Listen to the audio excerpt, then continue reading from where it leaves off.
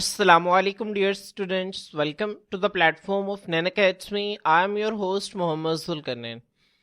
तो स्टूडेंट्स, आज के इस वीडियो के अंदर हम फर्स्ट ईयर बायोलॉजी जो हमारी न्यू बुक है इसके chapter number 10 human respiratory system, students हम इसकी एक्सरसाइज को स्टडी करेंगे, जिसके अंदर हम सबसे पहले एमसीक्यूज को देखेंगे, देन हम शॉर्ट क्वेश्चंस को देखेंगे और फिर लास्ट पे हम इनक्विजिटिव क्वेश्चंस को तफसील से स्टडी करेंगे। तो स्टूडेंट्स आए हम सबसे पहले एक्सरसाइज के एमसीक्यूज को जो है वो डिटेल से देखते हैं। बच्चों, हमारी बुक के अंदर जो है वो कुल 10 एमसीक्यूज गिवन है। सबसे पहले देखें एमसीक्यू नंबर 1 देखें, ड्यूरिंग इनहेलेशन डायफ्राम। बच्चों, इनहेलेशन का मतलब होता है सांस को अंदर लेना। जब हम सांस अंदर लेते हैं तो उस वक्त डायफ्राम की जो मूवमेंट है उसके हवाले से हमने बताना है कौन सी स्टेटमेंट दुरुस्त है।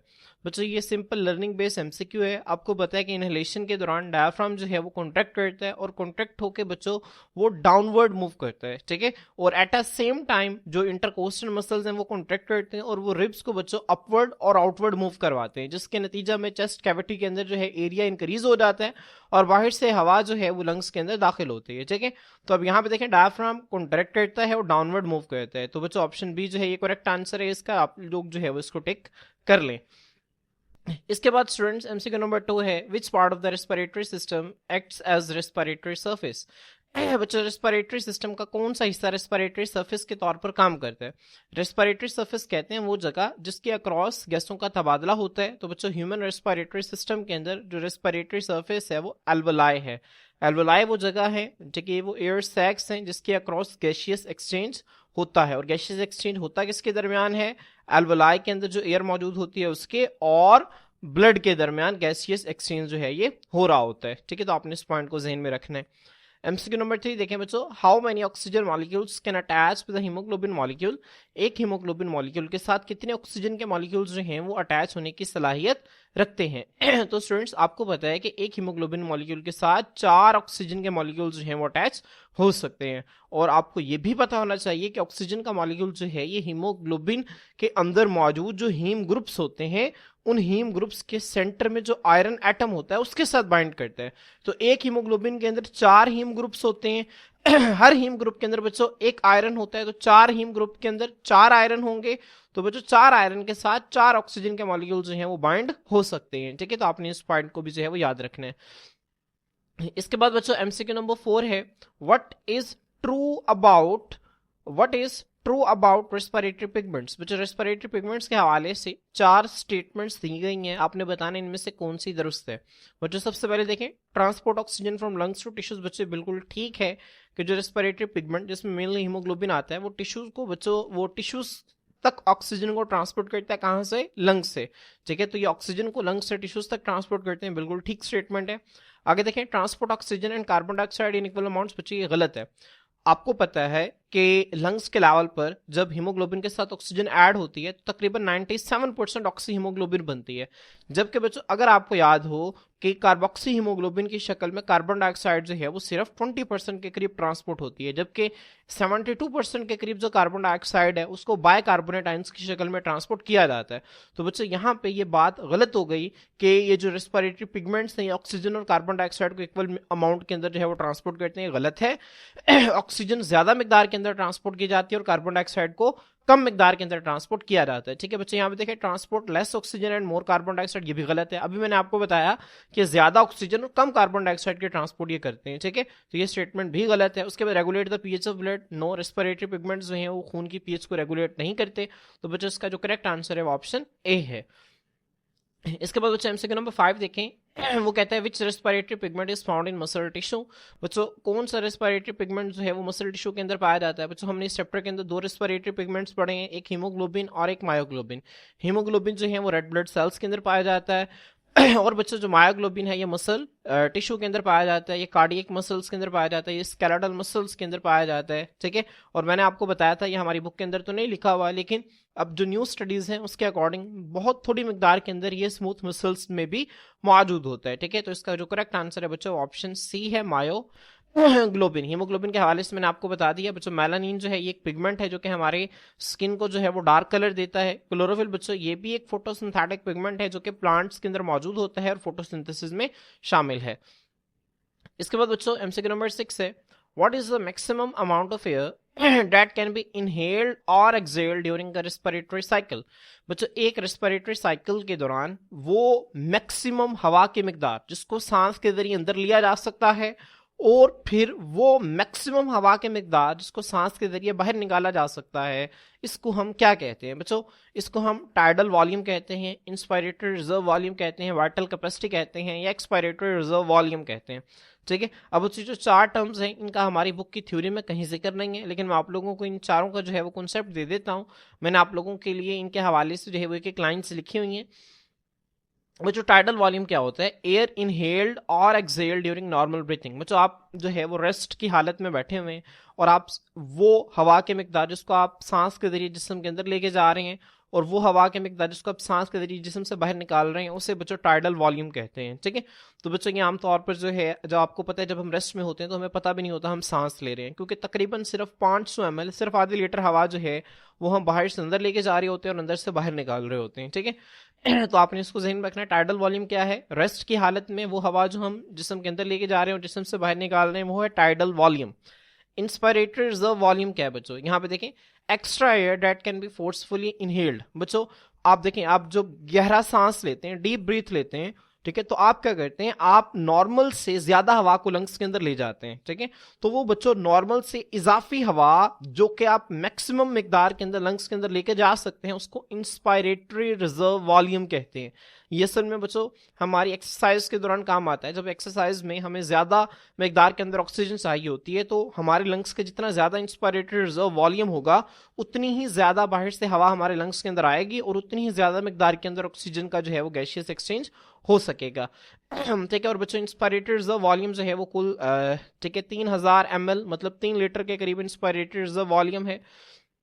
बच्चों एक्सपायरेटरी रिजर्व वॉल्यूम क्या होता है? Extra air that can B forcefully exhaled. बच्चों जब आप सांस बाहर निकालते हैं, ठीक है, तो आप क्या करें? पूरे प्रेशर के साथ सांस बाहर निकालें। ठीक है, तो वो बच्चों मैक्सिमम एयर जिसको आप जो है वो सांस के जरिए बाहर निकाल सकते हैं वो आपका एक्सपायरेटरी रिजर्व वॉल्यूम है। और बच्चों इसकी मिकदार जो है वो तकरीबन 1100 ml, मतलब 1 लीटर और 100 ml जो है इसकी मिकदार होती है। उसके बाद बच्चों वाइटल कैपेसिटी क्या है? ये है maximum air exhaled after deepest inhalation. मतलब बच्चों गहरी सांस लेने के बाद, आपने गहरी सांस ली और गहरी सांस लेने के बाद मैक्सिमम अमाउंट ऑफ एयर जो है जिसको आपने क्या किया? एक्सहेल किया, बाहर निकाला। बच्चों इन दोनों को जो है मिलाकर हम वाइटल कैपेसिटी कहते हैं। ठीक है, तो बच्चों ये जो वाइटल कैपेसिटी है इसकी एवरेज वैल्यू होती है 4600 ml। ठीक है, वाइटल कैपेसिटी जो है असल में टाइडल वॉल्यूम का, इंस्पायरेटरी रिजर्व वॉल्यूम का और एक्सपायरेटरी रिजर्व वॉल्यूम, इन तीनों का जो है वो सम होती है। तो बच्चों इसका कॉन्सेप्ट जो है वो आपकी बुक के अंदर नहीं लिखा हुआ, लेकिन मैंने आपको जो है वो इनका सरसरी सा जायजा जो है मैंने आपको बता दिया इनका कॉन्सेप्ट, तो होपफुली आपको इसकी जो है वो बेहतर अंडरस्टैंडिंग हो गई होगी। अब अच्छा हम एमसीक्यू की तरफ चलते हैं। अच्छा यहाँ पे देखें, उसने कहा हुआ है कि वो मैक्सिमम अमाउंट ऑफ एयर जिसको हम सांस के जरिए अंदर लेके जाएं और फिर हम उसको सांस के जरिए बाहर निकालें। तो बच्चों ये क्या है? This is the vital capacity. बच्चों किसकी डेफिनेशन है? ये वाइटल कैपेसिटी की डेफिनेशन है। तो आप लोगों ने जो है वो ऑप्शन बी वाइटल कैपेसिटी को टिक कर लेना है। इसके बाद बच्चों वो एमसीक्यू नंबर 7 में कहता है, in what form is carbon dioxide primarily transported in the blood stream. हमारे खून के अंदर कार्बन डाइऑक्साइड को सबसे इब्तदाई तौर पर किस शक्ल के अंदर मुंतकिल किया जाता है? तो आपको पता है कि कार्बन डाइऑक्साइड की 3 तरह से ट्रांसपोर्ट होती है। 72% जो है वो बाइकार्बोनेट आयंस की शक्ल में, 20% बच्चों कार्बोक्सी हीमोग्लोबिन की शक्ल में और 8% के करीब जो है वो हीमोग्लोबिन वो प्लाज्मा के अंदर जो है वो डिसॉल्व करके। ठीक है, तो बच्चों अब जो सबसे इब्तदाई और सबसे प्राइमरीली जो ट्रांसपोर्ट होती है कार्बन डाइऑक्साइड की वो बाइकार्बोनेट आयंस की शक्ल में होती है। ठीक है, तो इसका जो करेक्ट आंसर है वो ऑप्शन सी है। तो आपने इसको जो है वो टिक कर लेना है। इसके बाद बच्चे एमसीक्यू नंबर 8 देखें, which of the following treatments is commonly used to manage pulmonary TB. Pulmonary tuberculosis को मैनेज करने के लिए दर्ज झैल में से कौन सा ट्रीटमेंट इस्तेमाल होता है? तो बच्चों आपको पता है कि पल्मोनरी टीबी जो है ये एक बैक्टीरिया जिसका नाम है माइकोबैक्टीरियम ट्यूबरक्लोसिस, इसकी वजह से होता है। जब ये बैक्टीरिया लंग्स के अंदर डिवाइड करता है तो ये लंग्स के अंदर कैविटीज जो है वो क्रिएट कर देता है। तो अब बच्चों इसका ट्रीटमेंट क्या है? अब बैक्टीरिया को मारने के लिए जो है बच्चों हम एंटीबायोटिक्स का इस्तेमाल करते हैं। तो ऑप्शन ए जो है वो इसका करेक्ट आंसर है। एंटीबायोटिक्स का एक लॉन्ग कोर्स, एक लंबा कोर्स होता है, तकरीबन 9 माह का कोर्स जो है वो करवाया जाता है और फिर जाके पेशेंट जो है वो इससे रिकवर होता है। बच्चों हम इसमें कफ सिरप नहीं देते, हम इसमें जो है वो कोई सर्जरी नहीं करते। पल्मोनरी टीबी को मैनेज करने के लिए कीमोथेरेपी बच्चों इसमें नहीं की जाती। कीमोथेरेपी से क्या मुराद है बच्चों? कीमोथेरेपी असल में एक ऐसा इलाज का तरीकाकार है जिसमें केमिकल्स के जरिए कैंसरियस सेल्स को किल किया जाता है, जो कैंसर के सेल्स होते हैं उनको केमिकल्स के जरिए मारा जाता है, इसको हम कीमोथेरापी कहते हैं, ठीक है। एक होता है रेडियोथेरापी, जिसमें रेडिएशंस के जरिए कैंसरियस सेल्स को किल किया जाता है। तो आपने जो है वो यहाँ पे एंटीबायोटिक्स को टिक कर लेना, बाकी मैंने आपको जो है वो बता दिया है। उसके बाद बच्चे एमसीक्यू नंबर 9 है, विच of the following is a common cause of नमूनिया। बच्चों इनमें से नमूनिया का कॉमन कॉज क्या है। बच्चों आपकी बुक के अंदर लिखा हुआ है कि जो नमूनिया है it is commonly caused by bacterial और वायरल इन्फेक्शंस, और एक और बात जो आपकी बुक में लिखी हुई है, it is less commonly caused by fungi. जो आपकी बुक में तीनों कॉजेज लिखे हुए हैं, लेकिन बैक्टीरियल और वायरल के हवाले से लिखा हुआ है कि इनकी वजह से कॉमनली होता है। अब बच्चों आपकी इन ऑप्शंस में बैक्टीरिया और वायरस अगर एक ऑप्शन के अंदर होते तो हम उसको फौरन से टिक कर देते, लेकिन बच्चों यहाँ पे बैक्टीरियल इन्फेक्शन अलग लिखा हुआ है, वायरल इन्फेक्शन अलग लिखा हुआ है, और बैक्टीरियल इन्फेक्शन की वजह से भी आमतौर पर नमूनिया होता है और वायरल इन्फेक्शन की वजह से भी आमतौर पर नमूनिया होता है। फंगल इन्फेक्शन की वजह से बहुत कम होता है ऐसा कि नमूनिया हो। लेकिन बच्चों अब यहाँ पर अपने गिवन आंसर्स की बेस पर, गिवन ऑप्शंस की बेस पर जो हमारा करेक्ट आंसर होगा वो ऑप्शन डी होगा, ऑल ऑफ दीज, ठीक है। लेकिन बच्चों अगर यहाँ पे ऑल ऑफ दीज वाला ऑप्शन ना होता, बल्कि यहाँ पे अगर होता बैक्टीरियल और वायरल इन्फेक्शन, तो बच्चों वो हमारा एक बेटर आंसर जो है वो कंसिडर किया जा सकता था। तो बहरहाल बच्चों आपने यहाँ पे जो है ऑप्शन डी को टिक कर देना है। इसके बाद बच्चों एमसीक्यू नंबर 10 है, एम्फीसीमा इज कैरेक्टराइज्ड बाय। बच्चों एम्फीसीमा की पहचान होती है, एम्फीसीमा आपको पता है सीओपीडी की टाइप है जिसके अंदर एल्वोलाई की दीवारों की जो है वो डिस्ट्रक्शन स्टार्ट हो जाती है। तो यहाँ पे देखिए बच्चों destruction of the wall of the alveoli in the lungs. बच्चों ऑप्शन सी जो है इसका करेक्ट आंसर है, बहुत इंपॉर्टेंट एमसीक्यू, आपने इसको अच्छी तरह से प्रिपेयर करना है। इसके बाद बच्चों नेक्स्ट हमारे शॉर्ट क्वेश्चंस हैं, हमारी बुक के अंदर 8 शॉर्ट क्वेश्चंस गिवन हैं, बहुत आसान है बच्चों। मैंने आप लोगों के लिए इनके आंसर्स जो हैं वो लिखे हुए हैं, आप लोग यहाँ से जो है वो इनको देख सकते हैं। स्टूडेंट्स सबसे पहला शॉर्ट क्वेश्चन है रेस्पिरेटरी सरफेस की डेफिनेशन और उसकी प्रॉपर्टीज। बच्चों ड्यूरिंग द लेक्चर हम इनकी डिटेल जो है वो कवर कर चुके हैं। रेस्पिरेटरी सरफेस की डेफिनेशन आपने लिखनी है और साथ उसकी प्रॉपर्टीज बता देनी है। मैंने 6 प्रॉपर्टीज लिखी हुई हैं, आप कोई सी 4 या 5 जो है वो आप लिख सकते हैं, ठीक है। और इसी तरह से आपने प्रॉपर्टीज शॉर्ट करके लिखनी है, आपने उनकी पूरी पूरी लाइन्स नहीं लिखनी शॉर्ट क्वेश्चन के अंदर। इसके बाद बच्चों नेक्स्ट शॉर्ट क्वेश्चन है how nasal cavity functions in filtering the inhaled air. बच्चों नेजल कैविटी किस तरह से जो आप सांस के जरिए हवा अंदर लेके जाते हैं उसको फिल्टर करती है। नेजल कैविटी के अंदर बच्चों हवा, ठीक है, हवा को फिल्टर करने के लिए हेयर और म्यूकस होते हैं। अब बच्चों ये क्या करते हैं, ये ट्रैप करते हैं लार्ज फॉरेन पार्टिकल्स को, इससे पहले कि वो रेस्पिरेटरी ट्रैक के अंदर जो है वो काफ़ी अंदर तक चले जाएं, उसको वो फॉरेन से पकड़ लेते हैं, ट्रैप कर लेते हैं। इसके अलावा बच्चों म्यूकस का जो है वो एक और फंक्शन भी होता है। म्यूकस का फंक्शन ये होता है कि इसने जो है वो इनकमिंग एयर को वार्म करना है, उसको जो है वो मॉइस्ट करना है, उसके अंदर वाटर वेपर्स को ऐड करना है, ठीक है। लेकिन बच्चों यहाँ पे जो है वो सिर्फ फिल्टरिंग के हवाले से पूछा गया था, तो इसी वजह से हमने सिर्फ फिल्टरिंग के हवाले से यहाँ पे बता दी है।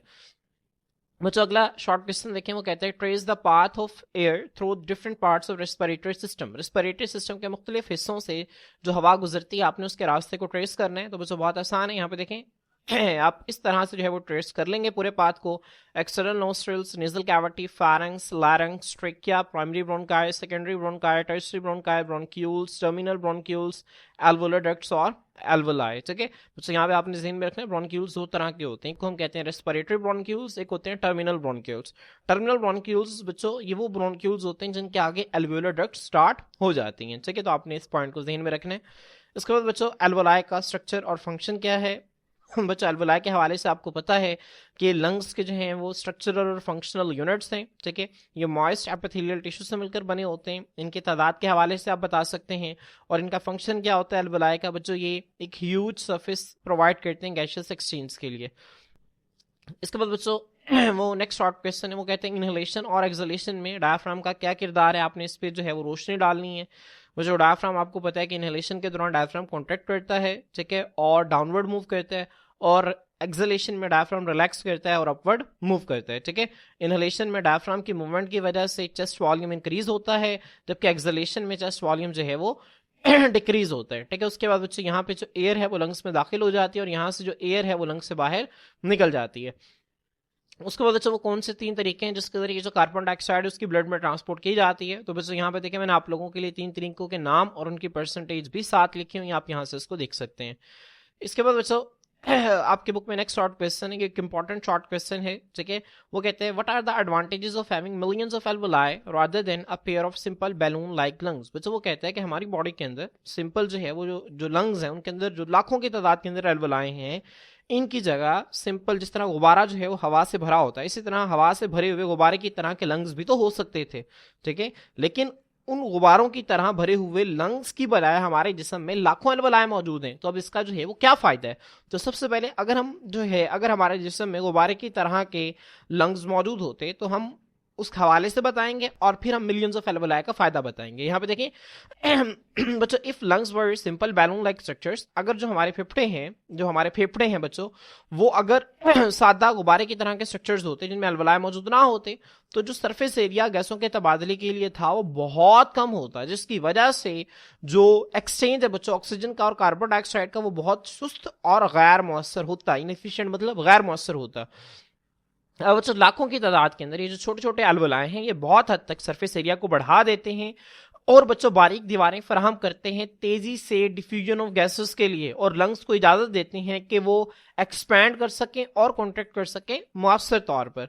अब ये बच्चों जो स्ट्रक्चरल अडेप्टेशन है ये सांस लेने के अमल को बहुत ज्यादा मुअस्सर बनाती है और बच्चों इस बात को यकीनी बनाती है कि हमारे जिस्म को जितनी मिकदार में ऑक्सीजन चाहिए वो उसको मिल सके। तो स्टूडेंट्स आपने जो है वो शॉर्ट क्वेश्चन को इसी तरह से लिख लेने हैं। इसके बाद बच्चों हमारी बुक में क्वेश्चन नंबर 8 के अंदर 4 डिफरेंसेस लिखे हैं, आप यहाँ से इनको देख सकते हैं। सबसे पहले एक्सटर्नल रेस्पिरेशन और इंटरनल रेस्पिरेशन में क्या फर्क है बच्चों, आप यहाँ पे जो है वो इस डिफरेंस को यहाँ से नोट डाउन कर सकते हैं, ठीक है स्टूडेंट्स। यहाँ पे आपकी स्क्रीन के ऊपर डिफरेंस जो हो रहा है आप यहाँ से इसको नोट कर लें। इसके बाद स्टूडेंट्स हमारा जो नेक्स्ट शॉर्ट क्वेश्चन है, ठीक है, उसके अंदर जो है हमने अपर रेस्पिरेटरी ट्रैक और लोअर रेस्पिरेटरी ट्रैक के अंदर फर्क पढ़ना है। यहाँ पे आप देख सकते हैं बच्चों अपर रेस्पिरेटरी ट्रैक और लोअर रेस्पिरेटरी ट्रैक का डिफरेंस आपकी स्क्रीन के ऊपर शो हो रहा है, आप यहाँ से जो है वो इसको देख सकते हैं। आप यहाँ से जो है उसका चाहे स्क्रीनशॉट ले लें, चाहे तो इसको बुक के ऊपर नोट डाउन कर लें। इसके बाद स्टूडेंट्स अगला जो शॉर्ट क्वेश्चन है वो है ब्रोंकाई और ब्रोंक्यूल्स के दरमियान। बच्चों बहुत आसान है बच्चों, साइज की आप हेडिंग देंगे। जो ब्रोंकाई हैं बच्चों ये लार्ज पैसेजेस होते हैं, हवा के बड़े रास्ते हैं, जबकि ब्रोंक्यूल्स जो हैं बच्चों ये स्मॉलर होते हैं, छोटे और नैरोअर पैसेजेस तंग रास्ते होते हैं। बच्चों जो ब्रोंकाई हैं इनके अंदर कार्टिलेज की रिंग्स मौजूद होती हैं और म्यूकस ग्लैंड्स मौजूद होते हैं, ठीक है, जबकि ब्रोंक्यूल्स के अंदर बच्चों ऐसा कुछ नहीं होता, ब्रोंक्यूल्स के अंदर कार्टिलेज मौजूद नहीं होते। आपको पता है ना प्राइमरी ब्रोंकाई के अंदर तो प्रॉपर सी शेप कार्टिलेज रिंग्स मौजूद होते हैं, जबकि सेकेंडरी और टर्शियरी ब्रोंकाई के अंदर इरेगुलर कार्टिलेज प्लेट्स मौजूद होती हैं, जबकि ब्रोंक्यूल्स में कोई कार्टिलेज मौजूद नहीं होती। इसके अंदर स्टूडेंट्स ज्यादातर जो है वो क्या मौजूद होते हैं, इसके अंदर मौजूद होते हैं स्मूथ मसल्स, ठीक है। तो आपने इन पॉइंट्स को जो है वो अच्छी तरह से जहन में रखना है। इसके बाद स्टूडेंट्स नेक्स्ट हमारा जो है फर्क वो है branches, branch from trachea into the lungs. बच्चों जो ब्रोंकाई हैं ये ट्रिकिया से तकसीम होते हैं और लंग्स के अंदर दाखिल होते हैं, जबकि बच्चों जो ब्रोंक्यूल्स हैं, ठीक है, ये क्या करते हैं बच्चों, ये ब्रांच फ्रॉम ब्रोंकाई, ये ब्रोंकाई से बच्चों तकसीम होते हैं और आगे कहाँ तक जाते हैं, एल्वोलर डक्ट्स तक जाते हैं, ठीक है। उसके बाद बच्चों जो ब्रोंकाई हैं ये क्या करते हैं, हवा को कंडक्ट करते हैं मुख्तलिफ पार्ट्स ऑफ लंग्स के अंदर, जबकि बच्चों जो ब्रोंक्यूल्स हैं ये हवा को जो है वो कंडक्ट करते हैं एल्वोलाई तक, ताकि गैसों का तबादला किया जा सके।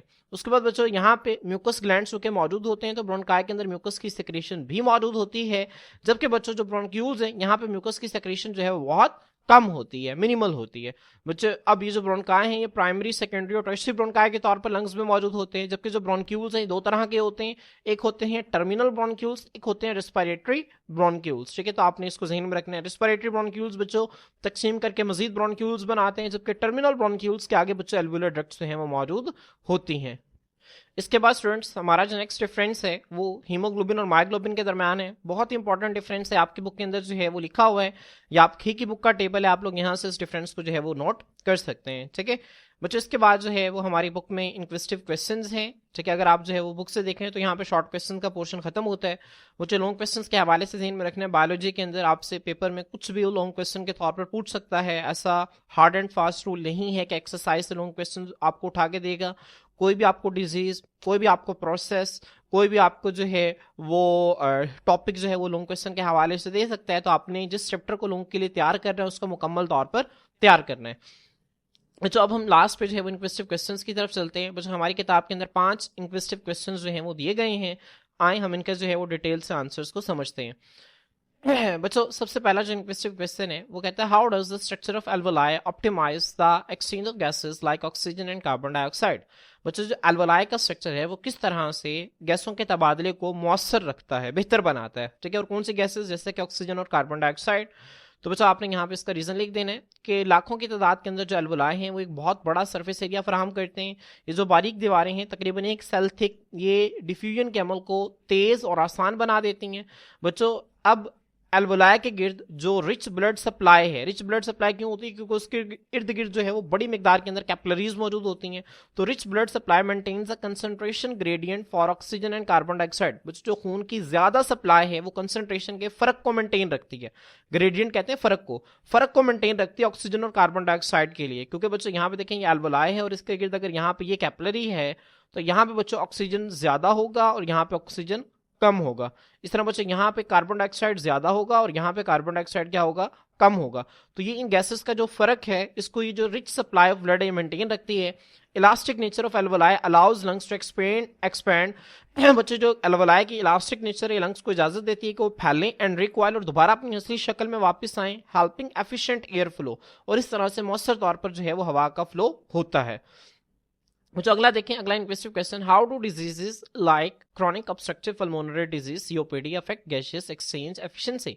बच्चों किस तरह से जो सीओपीडी है वो गैसों के तबादले की इफादियत को जो है वो मुतासिर करता है। अब बच्चों सीओपीडी देखें, वो कहते हैं in COPD the alveoli and airways are damage. बच्चों इसमें जो एल्वोलाई और हवा के रास्ते हैं वो डैमेज होते हैं। Reducing the surface area for gaseous exchange, और गैसों के तबादले के लिए जो सर्फेस एरिया उसको कम कर दिया जाता है। Thickened airway walls and excess mucus block air flow slowing gas exchange. बस आपको पता है कि थिकेंड एयर वे वॉल्स बच्चों जो हवा के रास्ते की दीवारें हैं वो थिक हो जाती हैं और वहां पे इजाफी म्यूकस जो है वो हवा के फ्लो को जो है वो ब्लॉक कर देता है। बच्चों ये आपने पढ़ा है ना, सीओपीडी की 2 टाइप्स होती हैं, क्रॉनिक ब्रोंकाइटिस से एम्फिसीमा। तो असल में यहाँ पे क्रॉनिक ब्रोंकाइटिस का जिक्र है कि क्रॉनिक ब्रोंकाइटिस में हवा के रास्ते जो हैं बच्चों एक तो थिक हो जाते हैं और दूसरा बहुत ज्यादा म्यूकस सेक्रेशन की वजह से वो ब्लॉक हो जाते हैं, ठीक है, जिसकी वजह से गैसों का तबादला जो है वो सुस्त हो जाता है। एज अ रिजल्ट जिसके नतीजा में less oxygen enters the blood and more carbon dioxide stage in the blood. जिस समय बच्चों ऑक्सीजन जो है वो कम दाखिल होती है और ज्यादा कार्बन डाइऑक्साइड हमारे खून के अंदर रहती है। Loss of lungs elasticity makes breathing harder and reduces ventilation efficiency. वो जो जाहिर सी बात है जब लंग्स की जो है वो वॉल्स थिक हो जाएंगी और एल्वोलाई डैमेज होंगे सीओपीडी के अंदर, तो इससे लंग की इलास्टिसिटी जो है वो भी कम हो जाएगी, जो कि सांस लेने के अमल को ज्यादा मुश्किल बना देगी और ये जो ब्रीथिंग है, ये जो वेंटिलेशन है, इसकी इफादियत को कम कर देगी, ठीक है। बच्चों इसके बाद नेक्स्ट इन्वेस्टिव क्वेश्चन है, how can you explain the process of external respiration versus internal respiration in the context of gaseous exchange. तो बच्चों आप सिंपल इसमें जो है वो इसी को जो है वो लिख देंगे, एक्सटर्नल रेस्पिरेशन और इंटरनल रेस्पिरेशन का गैसों के तबादले के हवाले से क्या फ़र्क है, आप सिंपल जो है वो इसी डिफरेंस को यहाँ पे लिख देंगे। इसके बाद बच्चों जो अगला हमारा इन्वेस्टिव क्वेश्चन है वो है, how does the transport of like oxygen in the blood stream support cellular respiration. बच्चों जो हमारे खून के अंदर ऑक्सीजन का ट्रांसपोर्ट होता है ये सेलुलर रेस्पिरेशन को किस तरह से सपोर्ट देता है, ठीक है। बच्चों आपको पता है कि जब हमारे लंग्स से ऑक्सीजन जो है वो टिश्यूज तक जाता है, बॉडी टिश्यूज तक जाता है, तो बॉडी टिश्यूज उसी ऑक्सीजन को लेते हैं और ग्लूकोज को उस ऑक्सीजन की मौजूदगी में तोड़ते हैं और उससे कार्बन डाइऑक्साइड और वाटर बनाते हैं। तो बच्चों ग्लूकोज को ऑक्सीजन की मौजूदगी में तोड़ना, यही हमारे पास क्या है, सेलुलर रेस्पिरेशन है, जिसको आप ज्यादा प्रिसाइजली अगर कहें तो एरोबिक रेस्पिरेशन है, ठीक है। तो बच्चे यहाँ पे देखें, oxygen transport in the blood support cellular respiration by carrying oxygen from the lungs to body cell. अभी जो ऑक्सीजन ट्रांसपोर्ट है बच्चों ये ब्लड के अंदर ये सेलुलर रेस्पिरेशन को इस तरह से सपोर्ट करती है कि ऑक्सीजन को कैरी करती है लंग्स से बॉडी सेल्स तक। Haemoglobin in red blood cells bind oxygen. बच्चों जो रेड ब्लड सेल्स के अंदर हीमोग्लोबिन है वो ऑक्सीजन को अपने साथ बाइंड करती है और फिर उसको डिलीवर करती है सेल्स तक जहां पर उसको इस्तेमाल किया जाता है ग्लूकोज को तोड़ने के लिए और एटीपी की शक्ल में एनर्जी को प्रोड्यूस करने के लिए। This process also removes carbon dioxide, a waste product of cellular respiration, maintaining the body's pH balance and overall metabolic efficiency, ठीक है बच्चों। अब ये जो प्रोसेस है ये कार्बन डाइऑक्साइड को इजाफी को बाहर निकालता है, जिसके नतीजा में बॉडी का जो पीएच बैलेंस है वो मेंटेन रहता है और जो ओवरऑल मेटाबॉलिक एफिशिएंसी है, ओवरऑल केमिकल रिएक्शंस के हवाले से जो एफिशिएंसी है वो भी मेंटेन रहती है, ठीक है। इसके बाद बच्चों हमारा जो लास्ट इन्क्वेस्टिव क्वेश्चन है वो है, what are the environmental factors that can influence gaseous exchange in humans. बच्चों वो कौन कौन से माहौलियाती अवामिल हैं जो कि इंसानों में गैसों के तबादले पर असरअंदाज हो सकते हैं। तो बच्चों यहाँ पे देखें 4 फैक्टर्स मैंने आप लोगों के लिए लिखे हुए हैं। एयर क्वालिटी, उसके बाद एल्टीट्यूड, एल्टीट्यूड कहते हैं बुलंदी को, उसके बाद टेम्परेचर एंड ह्यूमिडिटी, और लास्ट में है बच्चों आपकी फिजिकल एक्टिविटी। तो ये वो एनवायरमेंटल फैक्टर्स हैं जो कि गैसेस एक्सचेंज पर असरअंदाज होते हैं बच्चों। अगर जो है एयर की क्वालिटी बुरी है, आलूदगी है, स्मोक है, डस्ट है, तो बच्चों ऑक्सीजन की अवेलेबिलिटी को कम कर देंगे। अगर बच्चों आप ज्यादा ऊंचाई पर जो है वो सांस ले रहे हैं तो ऑक्सीजन का प्रेशर जो है वो कम होगा और गैसों का तबादला जो है वो ज्यादा मुश्किल हो जाएगा। बच्चों बहुत ज्यादा तपश में या बहुत ज्यादा ठंड में या नमी में जो है ये जो सांस लेने की इफादियत है, जो सांस लेने की बच्चों आपकी एफिशिएंसी है, उसको ये मुतासर करती है। उसके बाद बच्चों जो फिजिकल एक्टिविटी है, अगर आप रेस्ट पे हैं तो आपका ब्रीथिंग लेवल और होता है, अगर आप जो है एक्सरसाइज कर रहे हैं तो आपका ब्रीथिंग लेवल और होता है। तो बच्चों जो एक्सरसाइज है वो ऑक्सीजन डिमांड को बढ़ा देता है, जिसके नतीजा में मजीद मौसर तौर पर गैसों का तबादला जो है वो चाहिए होता है। तो स्टूडेंट्स होपफुली आपको यहाँ तक चीज़ें जो है वो बेहतर अंदाज से समझ आ गई होंगी। यहाँ पे बच्चों हमारा ये जो चैप्टर की एक्सरसाइज है ख़त्म होती है। इंशाल्लाह नेक्स्ट लेक्चर के अंदर हम ह्यूमन सर्कुलेटरी सिस्टम के साथ आपके खिदमत में हाजिर होते हैं। आज के लिए इतना ही। अल्लाह।